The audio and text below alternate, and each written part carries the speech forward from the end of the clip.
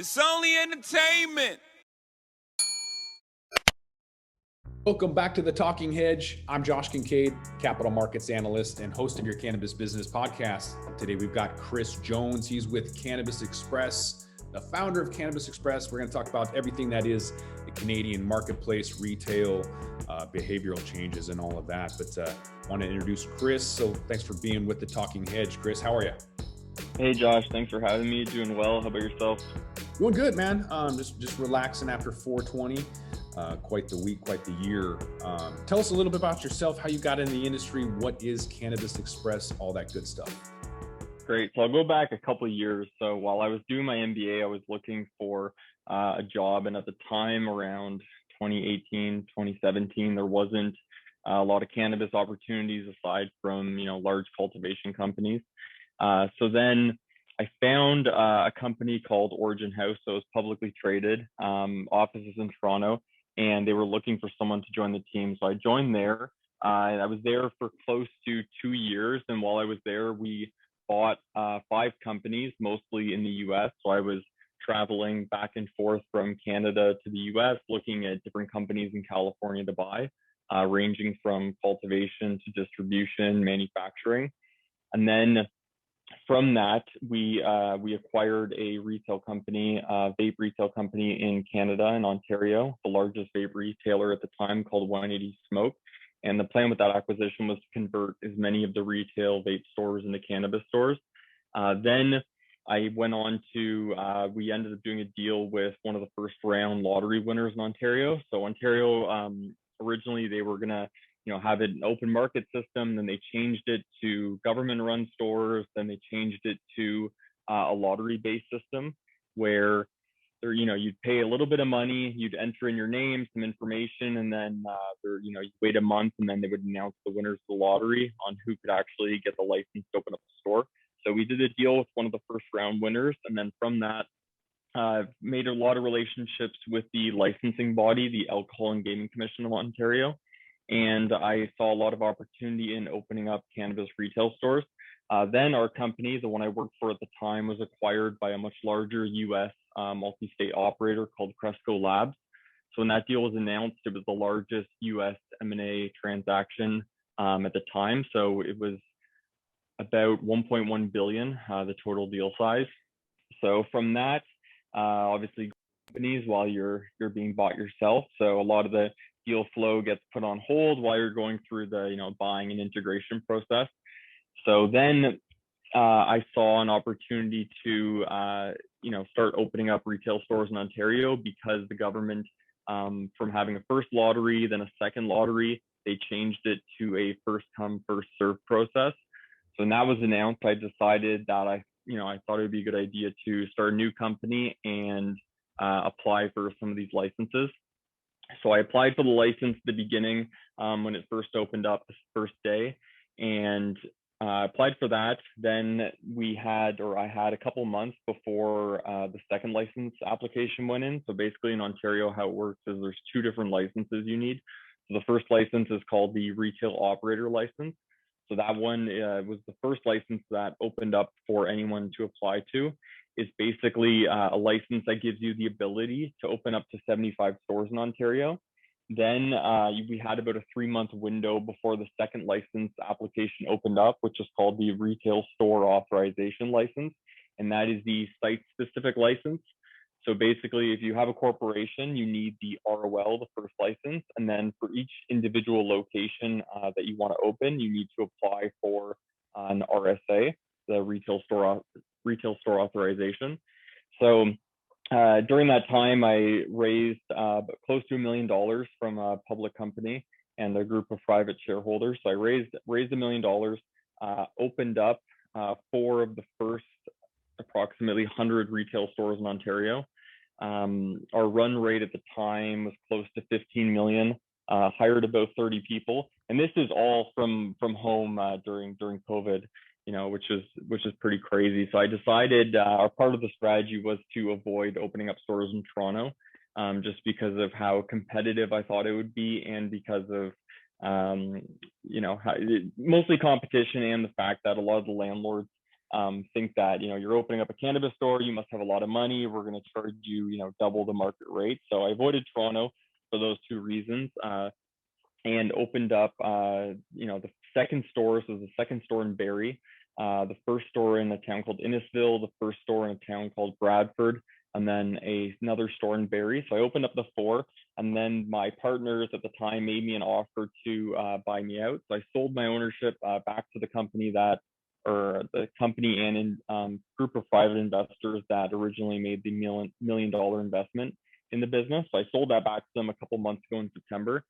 And as soon as that was done, I decided to, do it all again, but, much better. Just because from, looking at the industry, I saw that a lot of customers who shop at these stores, at least right now in Canada, are, they're going in and they're not really mentioning specific brands that they want. Most of the questions that customers have in walking into a store, when they were allowed to walk into a store at the time, so obviously stores are closed now and only allow curbside pickup. But they'd come in, they'd say, hey, I need help sleeping. What's the highest THC percentage flower you have? I don't want to get too high with something that's high in CBD. I want to buy a chocolate. I want a gummy, questions like that. So from, hearing all those questions and really learning about what customers want and, how they actually, walk through the store, what they look at, what they touch, what they do, I thought that it would make a lot more sense to go the opposite direction of a lot of, the retailers that I see opening up stores in Canada and Ontario. A lot of the stores I see are large format, 2,000 to 5,000 square feet. They have, 400 to 1,000 different SKUs or products. And they have 10, 20, 30 people working at the store. So I want to go the complete opposite direction, which brings me to the new business that I started, in September, which is called Cannabis XPress. The idea behind this business is to open up a chain of tiny stores across Ontario. The first store actually opened up last week in Brampton, Ontario. The store is 353 square feet in size, and the retail square footage, so the actual retail space for customers, is 80 square feet. So this store, I believe, is the smallest licensed cannabis store in the country. And this store in particular, and as well as our other stores, we're going to be stocking 50 to 60 cannabis SKUs. So keeping the assortment limited. All the products will be on two different menu boards. You'll come in and you'll see everything in front of you. You don't need to speak to someone, the salesperson, for 10, 20 minutes. You can if you want to, but the purpose of everything is, speed and efficiency. So customers come in, they pick what they want. We stock new products every week. So, it's not going to be the same stuff every time you come in, and, getting customers in and out as fast as possible. And since the stores are so small and we're able to, staff less people, the cost of these products will be a lot lower. So how the system works in Ontario is the AGCO, the Alcohol and Gaming Commission of Ontario. They're the licensing body. So they're the ones that make sure your store is compliant and they grant you the license. Then once you have that license, you take it to the Ontario Cannabis Store, which is the provincial distributor. So the government in Ontario is the distributor of cannabis.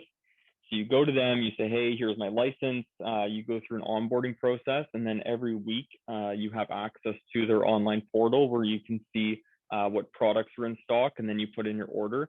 So it's interesting in Ontario because it sort of favors having a fewer number of stores versus some of the larger companies.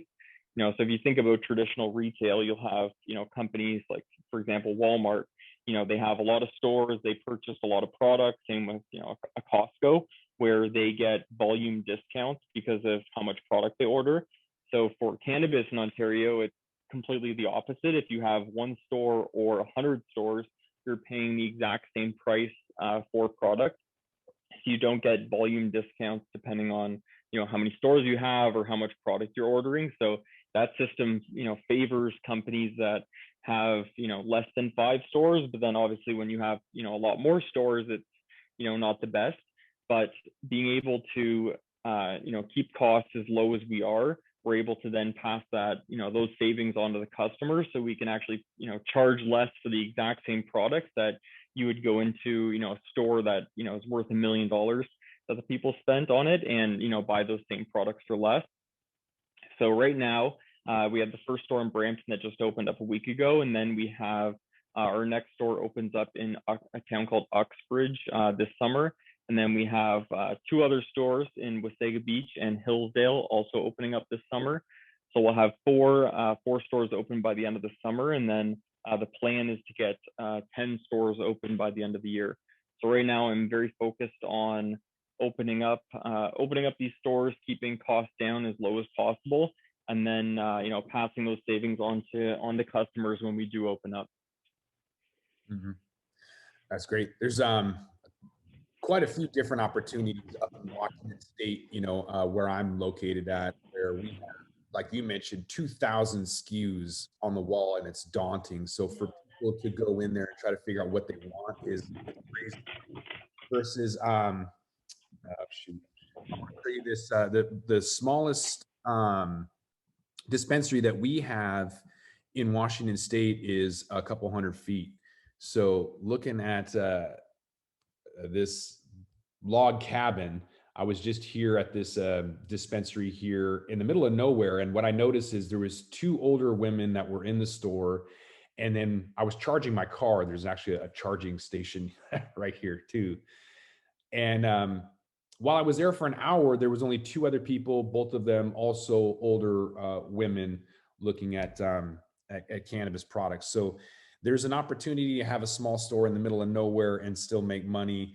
This is literally me on one side of the building and the bud tender on the other side of the building taking a selfie. So very, very small store, but if you know what products are supposed to be selling, you don't really need those large stores that are daunting with 2,000 SKUs. So there's room for everybody to be involved. So it's interesting to hear your take on it. Yeah, that's exactly it. I don't think obviously I was saying customers right now, there are certain customers who want to go into a much larger store and browse through 1,000 products and, really be taken on a tour. But I think for the most part, most customers right now, especially the ones that are converting over from the illicit market, they don't really want to go into, this huge store. They want to go in, buy what they want and leave.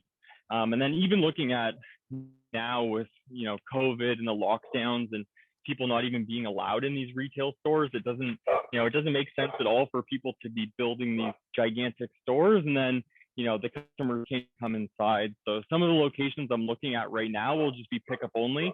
So customers can show up outside, go on our website, put in their order, and then just pick it up and leave. Mm-hmm. Take a closer look at some of those trends up in Canada. This is a couple of reports I wanted to bring up from Headset, looking at some of the Canadian sales trends. So looking at the data for sales, it looks like there's about $250 million in total sales with an average daily sales of around 8 million. And that's fourth quarter of last year. So not too shabby, not too bad up there. I think California is basically dominating more than what you guys are doing, but there's not as many people, obviously. So I wanted to take a look at the sales data, but also what's happening with the post-lockdown. So the lockdown impacts, you can see some of the stores, I think, closed. You had mentioned some of the fiasco with this government stores in Ontario. And so maybe you can just tell us a little bit about what you were seeing with the lockdown and the impacts that we had with the pandemic last year. Yeah, it's been challenging because there are obviously stores that, the lockdown happened and the sales pick up a lot more because people have more cash to spend. So, if you're home all day and you're not spending money on going out and other things like that, you have more disposable income to spend on, cannabis, alcohol, subscriptions, whatever. So people are definitely spending, at least at the beginning of the lockdown, more money on cannabis. But then looking at, from a retailer's point of view, I've seen that at least now for the past couple months, retail sales have dropped between 40 to 50% since people aren't allowed to actually come into the stores. And this has been challenging because, not only because sales are dropping, but also the category mix of products people are buying is also very different. So for a retailer, usually the highest product that you're going to sell in your store is going to be cannabis accessories. So like bongs, rolling papers, vape hardware, things like that. And then now, since people aren't even allowed to come into stores, that amount of accessories that people are buying dropped, on average from about 5% to less than 1%. So people aren't really coming into stores buying not coming into stores, but people aren't really going online and, buying a bong curbside pickup. So that's also been pretty detrimental to retailers, that the highest margin products are, not moving anymore. But then, yeah, your point about California, obviously it's a tricky comparison comparing California to Canada, because they've had such a robust medical system in place for such a long time, and then when they switched over to recreational legislation, it was a lot easier for them to change all of the medical clinics into rec ones. Oh yeah, and the population obviously is, I believe it's a bit larger in California than it is in Canada. So yeah, their system is a lot different. And obviously brands can, they can advertise, you can have billboard signs, things like that. You can give products away for free. And then in Canada, depending on what province you're in, it's a lot more challenging and restrictive for, companies and brands to advertise and really get customers to buy their product. Right. Well, they've also had a 50-year history of a really strong cannabis culture. Not that Vancouver hasn't, but Haight-Ashbury is world famous for that, the centralization of cannabis culture and community, kind of starting from there. But I want to shift gears a little bit towards consumer preference and behavioral changes and what we've seen as a result of the pandemic. We could start with California as an example, with $65 minimum order on purchasing. So online, like you mentioned, it's all curbside, or at least it was. California required a delivery, and so you couldn't even go into the store. So $65 minimums on delivery was nice because it forced you to spend $65. However, you're missing out on going into the store and seeing things you might not otherwise have. I'll break that down to like just grocery shopping. When I do online grocery shopping, I'm missing out on buying random stuff like sun-dried tomatoes, chocolate bars, magazines, all those impulse buying items you don't really buy when you're online shopping, right? Well, for the most part, at least, in terms of groceries. Right. Exactly. So for those of us that do use cannabis frequently, yourself and other folks up in Canada, looking at percentage of using cannabis by generation, from Gen Z all the way to the silent generation. 31% of cannabis consumers using cannabis more frequently as a result of the pandemic. I would expect that to be a lot higher, just as what we saw last year with the increase in edibles, with a decrease in topicals and tinctures, maybe a shift towards bulk instead of buying grams or buying ounces. I would have thought that in Canada, that number would be a lot higher, but how much did the illicit market increase maybe is another question. Yeah, exactly. Even one interesting statistic I saw recently was the average age of the cannabis consumer. Before it was much lower, and now it's going up to like mid to late 30s. So it's interesting to see that there's a lot more older customers, being interested in cannabis and trying it out for the first time. And, the products that they buy, like a lot of them I've seen come into the store and they're not, like for example, like my parents wouldn't come into a store and, buy flower to roll up and smoke, but they would be interested in coming in and buying like a topical or a tincture, those types of product categories. So it's interesting to see, an older demographic who grew up in a time where, cannabis was not legal, and now they're, getting interested in it again as well. Right. So this report from the Brightfield Group is saying that although 31% of Canadians are using it more frequently, more than 2/3 are saying that it helped them deal with stress during the pandemic. So obviously something that they're using, whether it's by income or, like you mentioned, not demographics, but age. Everyone's using it, regardless of how much money they're making or how old they are. People are tending to use it more frequently as it's becoming more readily available.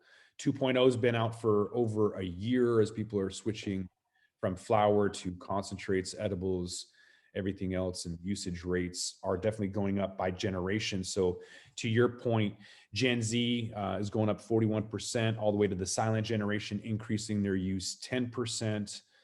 You just can't really get away from it at this point. Mm-hmm. So cannabis consumers are using 5 or more days a week, most likely to increase their usage amid the pandemic. So I think it's whether it's cannabis or chocolate or even alcohol, people are definitely going towards vices during times of added stress. Um, but it looks like edibles, there was a 23% increase in that, but fewer were using inhalables, probably because of some of that fear that was surrounding the vape crisis. That kind of was around the same time. People were afraid to use combustibles, pre-rolls, inhalables, going more towards edibles, kind of causing that behavioral change. People looking for safer products, I think. Yeah, definitely. Even my own consumption, I've definitely seen it, shift since the pandemic has started. Even just, speaking to customers in the store and, friends and others who are cannabis consumers, definitely their consumption has gone up since the start of all this. Now, would you say that that's across the board from flower to edibles, or is it specific? For me, I smoked a lot of flower to the point where I had to kind of cut back. I did sober October because I blew through a pound in just a matter of, a month and a half or something silly. So I really had to kind of step back and use sober October as an excuse to reset my tolerance. Oh wow, yeah, no, I think across the board, consumption's up on all product categories, but then going back to Canada and Ontario, there's some product categories that, aren't as developed as others. Like, for example, if you look at concentrates, the selection of concentrates that are in stores isn't the best right now. So those products are going over to the illicit market, which is unfortunate. And then, categories like flower, pre-rolls, vape pens. The product assortment that we have right now in Ontario is very strong for those categories, but it's only a matter of time before more products come in, it gets more competitive, prices go down, and then customers start switching over. Because I genuinely believe that everyone would rather purchase something from a licensed retailer that they know is tested versus getting it from some guy in a meeting him in a park or down the street, right? So it's only a matter of time, and it's similar to California and other places, right? It's it'll just take time before people slowly convert over. Yeah, we all know a guy, right? We all know somebody who grows. And so it's easy to find a trusted dealer, where I'm getting my pounds for $500. It's hard to go and pay $200 for an ounce at a retail store. So there needs to be a happy medium. Having said that, I don't buy liquor out of, the back of somebody's truck. I don't know anybody who buys cigarettes out of, the boot of a car. So at some point, you're going to go online and look for the best deals. You're not going to go and just buy some illicit product eventually, but that price definitely has to come down to reality where you're not spending several $100s on cannabis. You're going to have to compare that to what a pound of tobacco is, which is around $20 for a pound of tobacco. We need to get maximum, I would say $50 for a pound of cannabis in order to really put a dent in the illicit market. So, I mean, hopefully that'll come eventually, but it's going to take some time, I think. And the U.S. needs to come on board with federal legalization for that to really be implemented across the board. With a small shop like you're planning on implementing, how important is it to offer not only online service and delivery, but incentives? Is it important to give daily deals online to trigger purchases, or is it just a matter of offering, a brand or the product? What is it? Is it a matter of deals, or is it just Oh, it's definitely both. So right now we're opting to not do delivery just because the cost of it doesn't really make a lot of sense for us. But in terms of doing deals, it really is, especially in Canada, province specific, because due to the legislation, the legal framework, it is challenging for for brands and for retailers to actually give deals to customers. So you're not actually allowed to have messaging that will incentivize a purchase. So so I know there's some retailers I've seen that have like, buy an ounce, get a pre-roll for $1. Deals like that are obviously great for customers, but you're not actually technically allowed to do them. But then it's challenging because if you go online, you see some of these illegal websites where you get loyalty points, you get free edibles, you get a lot of bonus product for making purchases through them. So yeah, it definitely is challenging, competing against the illicit market when they're able to do a lot of those things that licensed retailers aren't allowed to do. But I think it's just a matter of time before regulations change and things start to open up before we're able to start doing some of those things, because that's the real reason why a lot of people haven't converted over, is because we're not allowed to do those things. Interesting. Yeah, I don't necessarily think that the deals are for the everyday person. I think what we've seen here in the States, or at least in Washington State and the West Coast, is that deals are actually for people that wouldn't otherwise come to the store. So your people who are coming there no matter what are already going there. The deals are really going to try to draw people from maybe other shops. So yeah, interesting nonetheless. You're going to have to obviously apply some discounts in order to get people and grow your market share.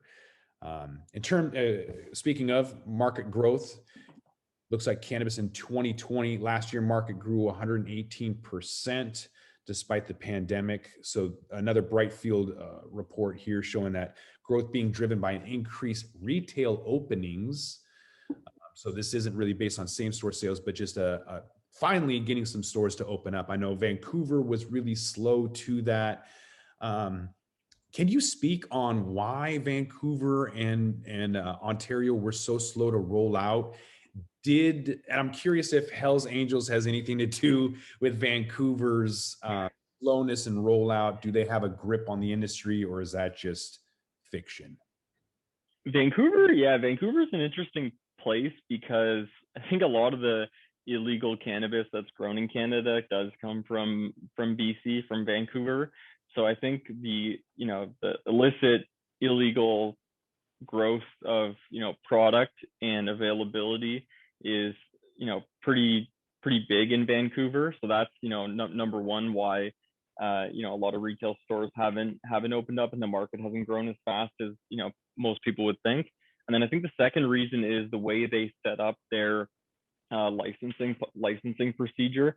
So it's pretty different over there from Ontario. So I believe in Vancouver and BC, the town or municipality also is able to weigh in on the decision of if a cannabis store can open up or not. So if you're not, close with, or, if the town isn't really cannabis friendly, then, it's going to be very challenging for you to open up a store out there. And from a business point of view, the risk is a lot higher that, you start building a store, you get a lease, and then you go through this licensing process. Then near the end, the town says, you know what, we don't want a cannabis store there, or, we think there's too many, so you're not going to get a license. So that's pretty prohibitive for businesses to try and open up over there. And then when it comes to Ontario, I think part of the challenge was, the distribution system. So the government is in charge of distribution over here. So it's kind of you're going back and forth between one body that gives you the license, but then you need the other body to, have their distribution facility working in order to actually get the product. So, if you actually look at a place like Saskatchewan, so in Saskatchewan, another province in Ontario, in Canada, the retailers are able to actually buy directly from the licensed producer. So over there, it's much more beneficial and much easier for a store to open up and get licensed, as well as get volume discounts. So if you have 10 stores and you're buying from one producer, you can get a much larger discount than, in a place like Ontario, where, if you have one store or 100 stores, you're still paying the same price. And then going back to Ontario again, in terms of licensing, we did have the two lottery processes. So, there's a lottery for 25 stores that opened, and another lottery for 50 stores, and then they opened it up after that to the first come, first serve process. So they are rolling out now. They increased the number of licenses they're issuing about 2 months ago. So they're issuing about 30 licenses per week right now. So I think in the next year, we're probably going to be at well over 1,000 stores that are licensed. I believe right now there's a little over 600 stores that are licensed. And then of the 600, there's probably, I'd say about 70 to 80% are actually open. And then there's probably like 100 that are, in either, not going to open or still in the process of opening up. They just have their license but haven't actually opened.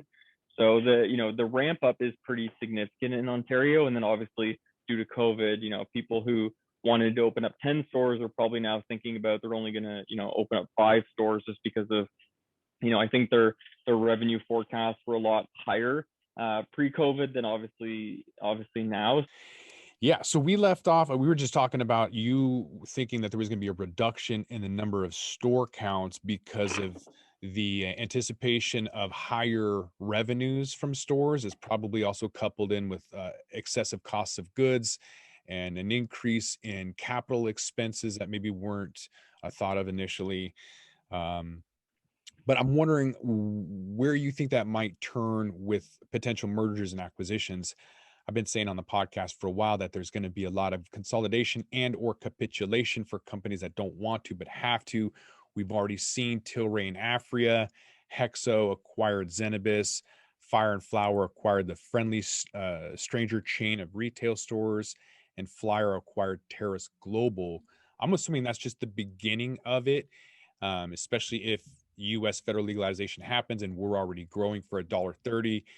Canada seems to be growing around $6. There's going to have to be some changes and or mergers. What's your take on that? Yeah, I definitely agree. I think we've seen a lot of large deals happen lately, and then looking at retail closely, like there's a lot of, especially in Ontario, there's a lot of like mom and pop type of cannabis retailers that own like 1 to 2 stores. And it's kind of tricky because going through the sale process already myself, the AGCO, Alcohol and Gaming Commission of Ontario, they need to approve all of these transactions.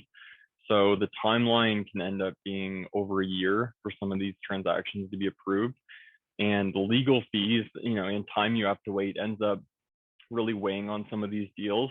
So for a lot of the retailers who, have 1 to 2 stores who think that they're going to end up selling them, I think it's probably unlikely unless you have a lot more stores. Like I think there's going to be a lot more deals for retailers that have, I'd say between like 4 or 5 to 10 stores or greater. But like if you have 1 to 2 stores, the amount of like legal costs and time and energy put into, buying 2 stores, changing the name, rebranding, it ends up not even really being worth it unless those stores are, doing really, really well, which is, the number of them that are doing really well, like a single store operator, is probably very low. So I think there is going to be a lot of consolidation, but like the people who have 1 to 2 stores, I don't really think it's gonna, I don't really think they're going to get a lot of offers to end up buying them up. Yeah, I think there's also a lot of excessive stories out there right now. MedMen, for example, their market cap was ridiculously high, so that had to come back down to reality. But within a lot of these stores, we're kind of seeing maybe the rise of value brands. So, I kind of have said, which I don't know, it seemed controversial, I guess, that brands didn't matter. People were going in asking what the highest THC was when they're going into any of these stores and then finding out what fits their price point. Now, I think post vape gate and everything else, now that the stores have been open in existing markets, people are finding out what brands they like at what price points. Are you seeing through Cannabis XPress, up in the Ontario area, that people are looking for value brands, or are they still going towards the first product they touched? What's kind of the consumption preference up there? Yeah, I think you're correct in terms of people, especially in Canada or in Ontario right now, not really, connecting with a lot of the brands. Like people go into the store right now, and I spend a lot of time in different stores, and customers come in and generally they say, hey, what's your highest THC percentage flower? What's new? What's high in CBD? I have trouble sleeping at night? Do you have something for sleep, or have trouble focusing, like something for focus? So people are more shopping along those, they're using that as more of a guiding principle for their shopping versus, asking for a certain brand. Like sometimes people come in if they have like a, a certain vape device where you buy pods, they'll say, hey, like give me PAX pods or things like that. But if you don't have a specific piece of hardware, like people just come in and, tell you how they're feeling and, they shop that way. Or, hey, what's the cheapest thing you guys have, versus coming in saying, oh, I want that, whatever, X brand product. So I think you're right in that sense. In terms of like value products, the majority of flower being sold right now, especially in Ontario, is like a value based product. So there's a lot of cheaper products and a lot more expensive products looking at the flower category. But yeah, the value brand, the cheaper offering is what's taking up most of the market share right now. But yeah, people aren't really connected to a lot of the brands in Ontario, especially in Canada, especially not yet at least. Do you have a decent grip on what bud tenders are buying? Because they tend to have like a direct access to thousands of SKUs. And what I noticed on 420 when I go to 20 stores on 420 is that 95%, that is 19 out of 20 bud tenders said that their favorite product at the moment was flower. They also said 2/3 of the favorites of customers was flower. And I'm wondering, with your earlier comment about concentrate not having a high quality up there, is that the reason that bud tenders aren't really gravitating towards concentrate, or is it the fact that they're not paid as well to be able to afford that higher price point product?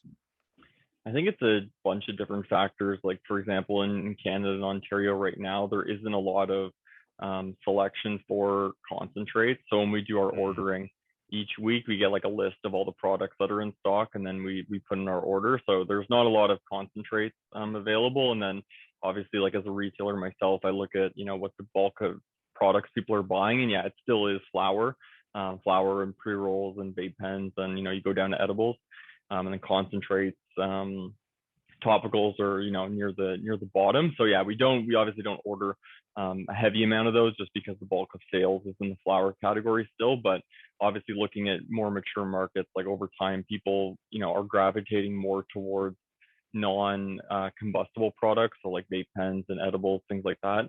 So I think it's more so obviously a matter of time before people end up smoking less. And then also when the product categories get more developed and the prices come down, some of those things are more affordable as well. Mm-hmm. So you're taking a look at distribution trends up in Canada with like drinks, I guess. There was a big hype with the $4 billion investment of Constellation Brands up in Canada, and yet all we've seen is Aurora and Canopy write off the tune of $1 and $3 billion up there, and drinks are nowhere to be found. So is that an issue with distribution, or is it an issue with just trying to figure out a cost-effective way of infusing beverages? Well, I think it's a mix of things. Like if you look at, California and other places that have consumption lounges, I think drinks are, more suited to a place where you can, drink it socially. And then obviously in Canada, like those products were introduced later on as part of like the 2.0 product offering, versus at the very beginning, it was just like flower and, pre-rolls that were sold in stores.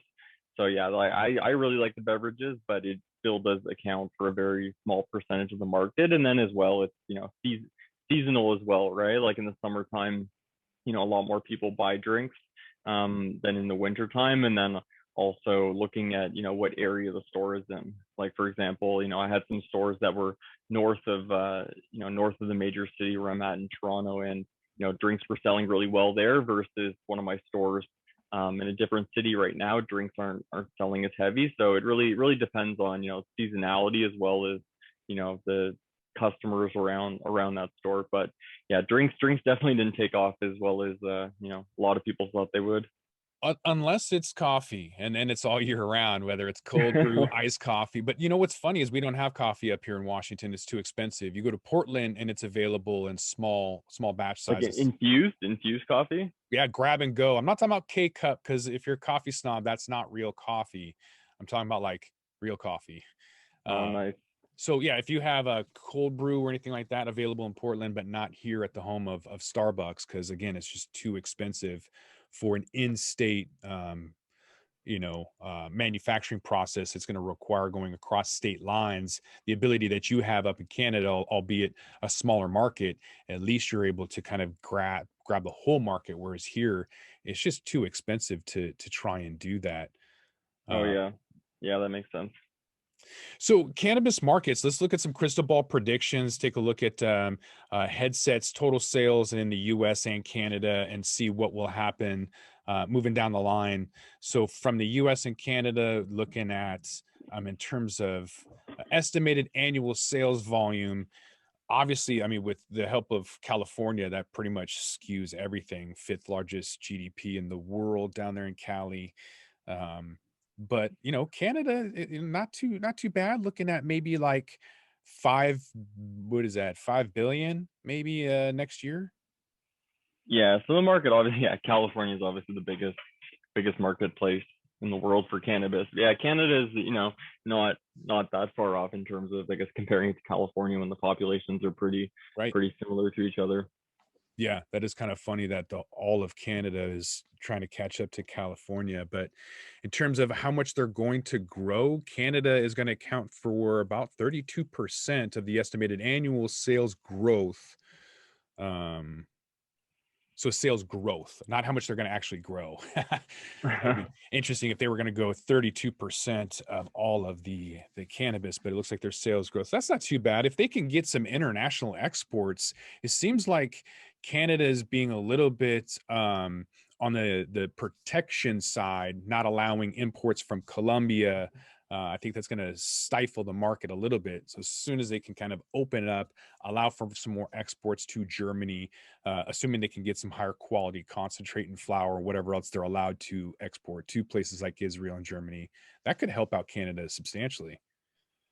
Yeah, it's just tricky, obviously, if we allowed importing from places like Colombia and Mexico, where their cost of growing is, significantly lower than here in Canada, it would really affect the domestic market. But in terms of exporting, um, I've seen there's some deals that are going on for places like Israel, where companies in Canada are exporting cannabis for for research and other purposes. But yeah, I don't really think we're going to be a world leader in exporting cannabis. I see probably Canada more as an exporter of knowledge, growing practices, products, brands, things like that, versus actually exporting cannabis. Like, there are probably better places in the world to grow cannabis than in Canada.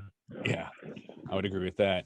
You guys just had a big 420 up there. What did you see from Cannabis Express? Was it still majority flower? We kind of talked about that a little bit, but are you seeing more folks trying different stuff, even though the quality of maybe concentrate isn't where it should be, or is flower still dominating 420 sales? Yeah, 420 was a big day. It was still dominated, I guess, at least in my stores, in flower, but average basket size went up. People bought more products. It was our biggest sales day so far on 420, so it's always a good sales day. But then we're still restricted here in Ontario in regards to customers not being allowed to come into the store, which is unfortunate. So sales, like, for products like accessories, are you know down way lower than what they usually are if customers are allowed in store. Like, no one's going curbside pickup to buy like a bong or like a dab rig. Those are usually products that people need to buy in store and talk to the Right. people who work in the store to learn about them. But yeah, it's still a big sales day for 420, but yeah, mostly dominated by flower as well. What if somebody doesn't go online and pre-order? What's the options? Because with Arizona right now, they have the same issue. You can't go in the store, but they don't have anything online. So you're literally like looking at a black and white menu with no pictures, and you can't look at it before you buy it. So if you were to buy a vape cart, for example, which is $80 down there because it's just opened up as a rec market, so incredibly expensive. Then they put in a child-proof bag, so you're not even ensured that they put everything you bought that's in there, which happens a lot. People forget to put stuff in. And then you get home, whatever, you open it up and you look and your vape cart is brown or just something nasty. Oh, that's the worst. Exactly. So anything like that up there? I think obviously the odds of, mispacking an item for a customer is greater when, you just hand someone a bag and then they leave, which is, obviously unfortunate as a customer. You get home and it's the wrong item, or it's, spoiled or whatnot. And obviously as a retailer, if you have employees giving out, the wrong items or extra items, then it's not good for the business. So yeah, those things are all obviously not good when it's curbside pickup only, but at least it's obviously a little bit better than how you mentioned in Arizona, where you're just looking at this menu with no pictures. In Ontario, you can people can buy online through the website, or they can just show up at the door. They pull out their phone, they put in the order, and then they can call in and talk to someone, ask them a couple questions if they need to. But it's still, the interaction is very, very different. It's tough on retailers as well, because you can't really upsell a product when it's curbside pickup. Like it's the same thing. Like if you order groceries online, like you're not really buying a lot of those impulse items. You're really just buying the essentials, what you need. Mm-hmm. Yeah, that makes all the world of difference if you can actually see it online and know what it looks like. I can't imagine just buying something in Arizona off a black and white, menu and not even knowing beforehand. Yeah, unless you've already tried it before and it's something brand or product that know and trust. But a lot of the customers are like first time purchasers, right? Or they're buying an item that they never bought before. So definitely tough for them. Mm-hmm. What did you see as a companion to flower? You said flower is still majority purchase on 420. Did you see any random, or not random, but what was like the number one companion to flower? Yeah, just flower pre-rolls. People are buying wide assortment of pre-rolls, so like single pre-rolls. Those were big, and then edibles come next, and then going down concentrates. But yeah, topicals, no one's really buying topicals as well. That's another tough product for curbside pickup. Like a lot of people aren't buying that curbside pickup only as well, because it's another product that's usually priced fairly high, especially in Ontario. Like a small jar can run you between like 40 to like 80, 90, $100 Canadian. So that's an expensive item that drops in sales as well for when it's curbside only, which is unfortunate. But yeah, it's flower, then pre-rolls, vapes, and then edibles. On a 420, when I went to one of the 20 stores, I was in a blue collar area in South Seattle called Tacoma, and a trucker community. So one of the stores said that their number one product was topicals. I was really surprised by that, but I guess maybe kind of makes sense in that neighborhood. I still think they're doing it wrong though. Topicals That's interesting. should not be your number one if you're selling cannabis and flower.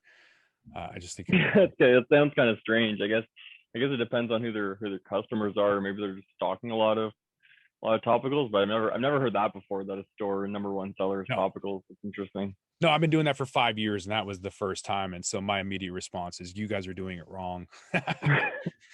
But it looks like category share in Canada, like you said, 55% is flower, and then 1 out of 5 approximately is a pre-roll, which is interesting. And then behind that is vape pens at 13%. So yeah, y'all are not buying concentrate up there at all. So it must be some brown poop soup up there. Yeah, it's just that's just the last product category to really get developed. So yeah, it'll take time, but that category will go up. I see Canada as probably being pretty aligned with how California is right now in terms of product mix. Yeah, but like you said, you gotta have value in there. You're not gonna buy nasty stuff at a really high price. So until you can get the quality to be somewhere that's acceptable, no one's gonna buy it. But once they figure that out, it's gonna go parabolic like a hockey stick, just like cryptocurrency.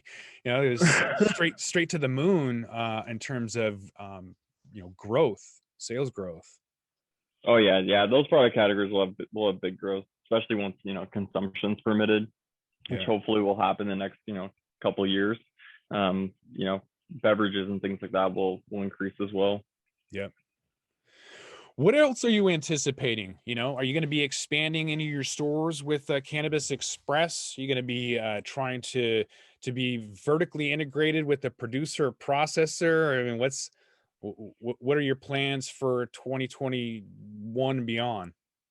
Yeah, so the plan for this year is to get up to 10 stores open. So I'm just focused on expanding, opening up stores, and then looking at different formats for stores. So one of the locations I have right now, the plan is to make it pickup only. So I'm looking at certain geographic areas that have a high concentration of stores, and then trying to open up a pickup only location in those areas. And then just, obviously the costs are a lot lower when you have, 1-2 people working at a pickup only spot. There's, the location's in good shape. You don't really have to put any money into building it out. You just need to, buy the, shelves and things like that you need inside the store, signage, things like that outside. So the plan for that is, if I'm able to undercut my competitors, because, my costs and, my operational costs are a lot lower than theirs. So pick a few pickup only locations I'm trying to get open, as part of the 10 store mix. And then also potentially looking at creating our own branded products. But so right now you'd have to, in Ontario and Canada, you'd have to get, you either get licensed yourself if you want to, make your own products. But I don't want to be a grower. I don't want to be a, manufacturer. I'd rather just, hire a grower or manufacturer to, create my own products. Yeah. So I think probably once we have at least 5 stores open, then I'll start exploring getting someone else to contract manufacture our own branded products. So I'll just look, see what's selling in the store. If, a certain, pre-roll or a certain strain or whatever is selling, really well, then I'll look at, okay, who produces this? How much can they, produce it for me for? And then I'll start, having my own branded products in store. But the minimum order quantities for a lot of those products is pretty high. So I doubt you'll see, one store operators selling their own products, unless it's like a, a grinder, like a lighter, zigzag, things like that. They can get branded, but for your own product, you really need, a bunch of stores before it makes financial sense. So this year, the plan is just get as many stores open as possible, ideally 10, a mix of the curbside only pickup stores and like in-store shopping, and then look at introducing our own branded products from, certain categories like flower, pre-rolls that are doing well.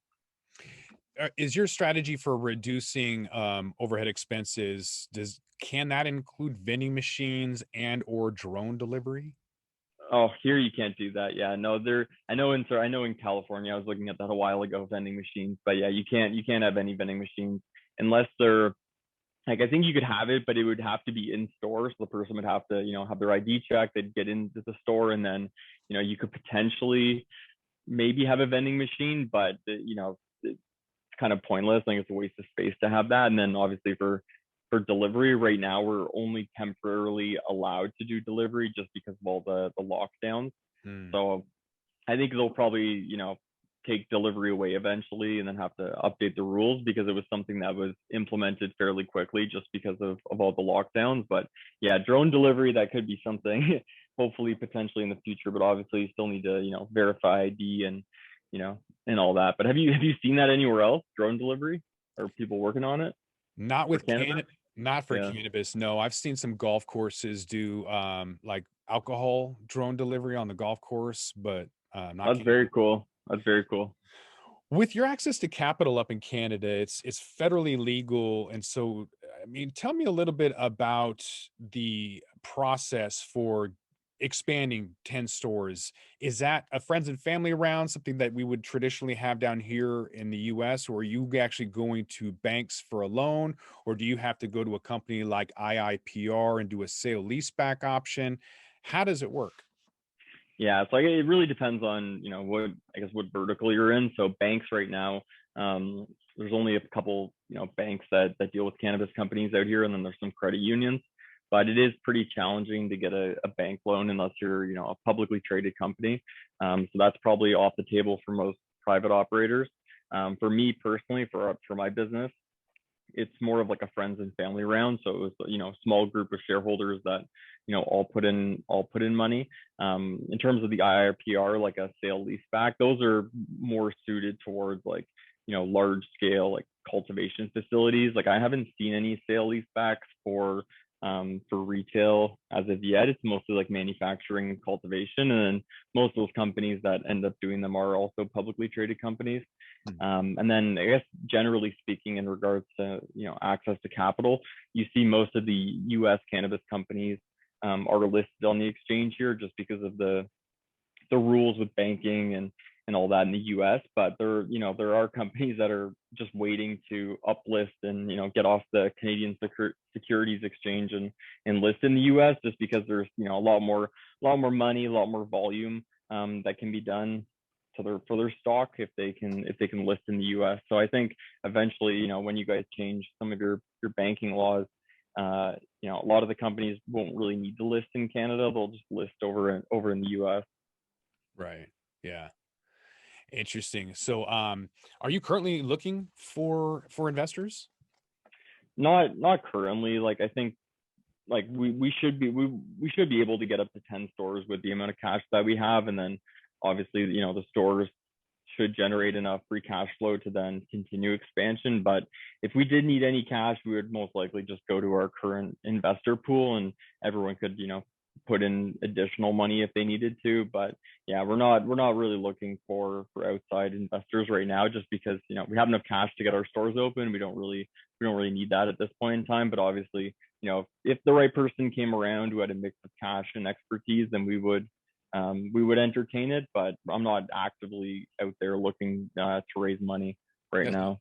It's a nice position to be in. There's a lot of people down here in the US who would love to be in that position. Yeah, raising money, it's a full-time job, raising money and getting all the legal documents done. So it takes a while, and then it really distracts you from actually running the business. So it's good to get that out of the way and have enough cash to actually execute on the plan.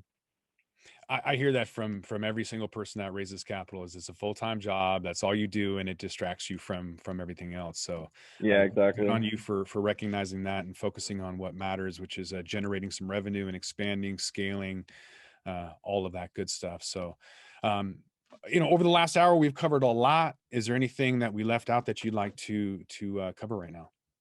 Yeah, I think we covered some good topics. Obviously, there's a lot of differences between, US businesses and Canadian businesses. And hopefully I gave a good overview of, how everything is in Canada and Ontario, and specifically in regards to retail. But, the things change pretty quickly. Obviously, once the lockdowns end, stores are going to open, and, the markets will be, different in terms of, being able to raise money and expand, and, strategies for different operators. So the markets do change very quickly. So we should, regroup in 6 months and see how everything's going. Yeah, looking forward to catching up and seeing what the Canadian market is doing. Maybe at that point they'll actually be buying some concentrates. Yeah, exactly. All right, I want to thank my guest, Chris Jones. He's the founder of Cannabis XPress up in the Ontario area. Chris, thanks for being on the Talking Hedge. Great, thanks a lot, Josh. Yeah, I'm Josh Kincaid. This is the Talking Hedge. Don't forget to like, share, and subscribe, or don't. And I'm out. Don't forget to smash that like button on your way out and check out these other videos that we've got.